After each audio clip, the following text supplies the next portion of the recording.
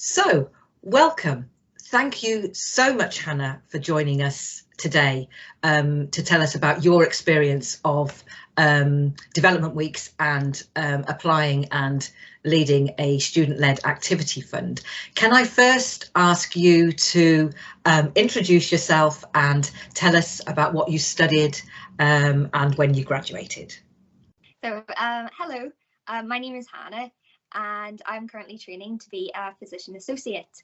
But in my time at Queen's, I studied human biology and I graduated in summer 2020.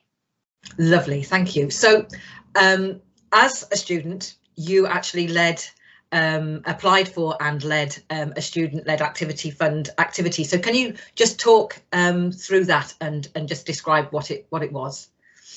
Yes, so I ran the Art and Medical Sciences workshop. So it was a workshop we ran over a couple of days and we linked up with a local artist, Andrea Spencer, and she facilitated the workshop. And really it just gave people who were in science field, and we invited people across the whole university just to have the opportunity that they could combine art with science, which is not always something that happens a lot. Lovely, that's brilliant. So what made you get involved in development weeks? Why did you do it, Hannah? So I remember we were sitting in a lecture and they just made an announcement at the end of it that they had this student-led activity fund and that we could run an event. And it was one of our lecturers had an idea of doing sort of like an art and science combined thing. So they just put out the invitation if anybody would like to get involved in it, just to like wait around after and find out a bit more. So that's what I did along with some other people in my class. Yeah, and that leads me on to the next question. So how many were part of the team? So our team was made up of 8 people who either studied human biology or biomedical science. Right, so you don't actually have to all be studying the same subject to be able to do a development week's activity, do you? No, it was just, there was 8 of us and we all wanted to get involved in it and it just went from there. Oh, that's brilliant. And how were you friends already, or did you just kind of show an interest at the end of the session? So some of the group I was friends with already and we liked the same stuff, but then the majority of the group I didn't know prior to us all signing up to do the event together. So it was actually a great way to meet more people in my course that I definitely wouldn't have got to know otherwise. Brilliant. So you actually did make new friends out of Yeah. delivering the project and being involved in it. Yeah, definitely. Brilliant. And I'd like to hope that you're still friends. Oh, we are. That's we really still good. Keep in touch. That's really lovely. So obviously then you were part of a team. So did you all have like specific roles? What exactly did you what was your input? What was your role within the team? So obviously it was quite a big project to carry out, but we sort of sat down together, we figured out as a group what we needed to do, and then everybody has different strengths. So I know we had a couple of guys who were really good on the computers, so they made all our promotional material and like the posters that we sent out and stuff like that. They were responsible for that. Then I led the group, so I was kind of overseeing everything, delegating the tasks, linking in with Andrea, who was facilitating our workshop. She was the artist, and then kind of being that line of communication between us, the people who wanted to attend the project and the lectures. So it was kind of just, there was a lot of different people involved, but it was definitely good that in the way we were able to share the tasks out between everyone, it really helped. And when people had stuff they were already comfortable with and they wanted to use, it was great. It was great to have that. Brilliant, thank you. So you talked a little bit about the organisation. So how easy was it to organise, and what kind of challenges did you kind of come across or come up against? Well, in our case, it was great. There was 8 of us because we were really able to share out the organisation of the whole event. In terms of challenges, also because there were 8 of us, there were a lot of ideas. So it was kind of working out. You did get like the money that you got from the student-led activity fund to run it. It was great, but you also had to work out what can we afford to do, what would we like to do, and it was working out what ideas were also feasible, what were good things that were easy to organise that loads of people would enjoy. So I would say that was the challenge. Just, you can have so many great ideas, but you needed to work out, what are we going to be able to do and what are we going to be able to deliver to the students.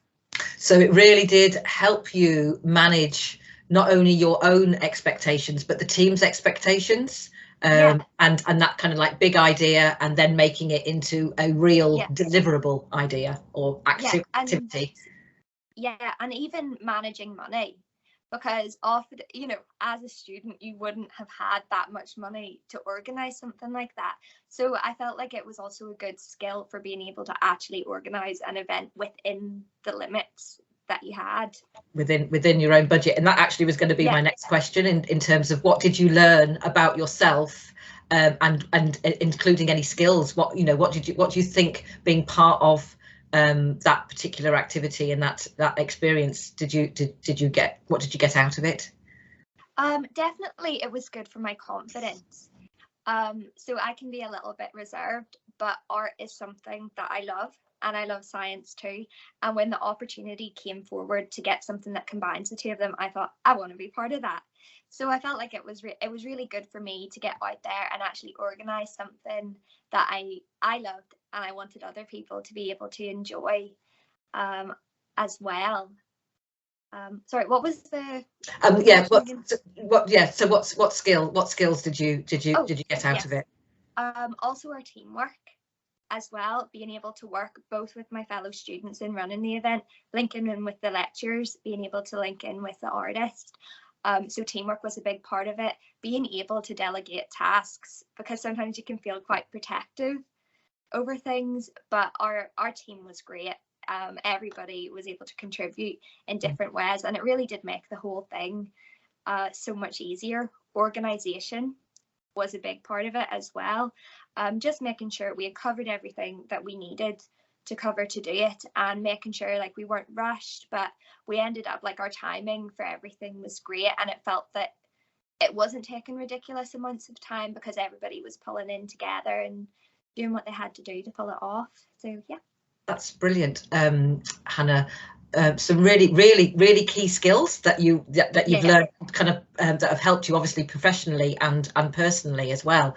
I suppose my final question is, just say, was it a day workshop? Did it just last one day, or how long did the actual workshop, the event took? How long did it last? We ran it over a couple of days because we knew that there were other events that were happening with development weeks at the same time. So we left ours quite open. We were running it through the day. It was 9 to 3 or 9 to 4. And we said to people, you can come and you can hang out with us the whole day if you like. Or if you had a morning or an afternoon free, you could just come in for that stage. So we left it very open, that people could come in and just spend some time with us if they wanted. And then at the end of it, we had like a little celebration event with food where everybody could just relax after the couple of days, and we put all the different pieces of artwork that people had created, we displayed around the room so everybody could take the time to enjoy everything that other people had made and admire their work. So it was a really nice time to reflect on what we'd done over a couple of days. That just sounds so lovely. And you know what's really lovely, when talking and hearing you saying all of that, this year especially, you know, after the 2 years of all the lockdowns, etc.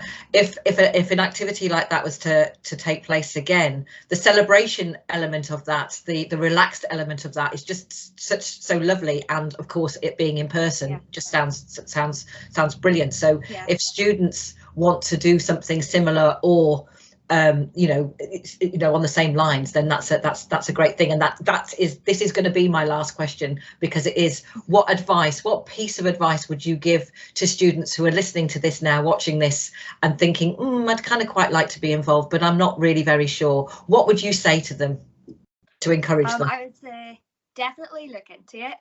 There's so much support, especially from yourselves, in terms of running it, so you're not on your own to do it. And I also think, like, do it now.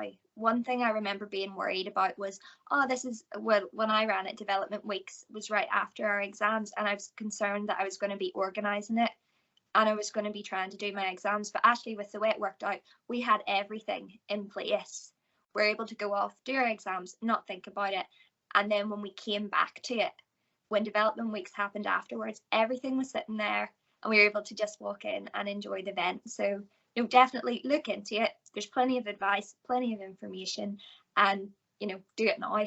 Do it now. That's fantastic, and that's another skill that you actually have learned, time management, because that's basically what you were doing. You were doing your time management. You realised you had other commitments, but you were able to organise that. That's brilliant. Hannah, thank you so much for joining us today and telling us about your experience. I know that you've inspired others to get involved, and I hope that we'll be able to share with you how development weeks and all of the different activities that students get involved with this year, and I know that you will have inspired them to do that, so thank you. Thank you for having me.